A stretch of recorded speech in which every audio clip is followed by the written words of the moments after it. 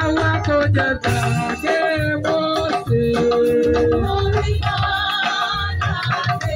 Ó ti kékeré ojú Olúwa.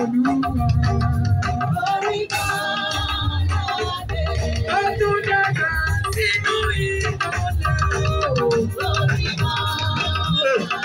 Nítorí oṣó torí ajá o. Oṣó tó gbàgbé iṣẹ́ rẹ̀ jóná.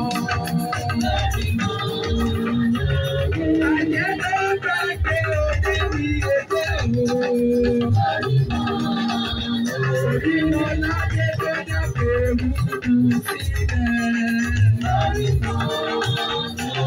Ṣé mo lájẹ́ múdù sílẹ̀?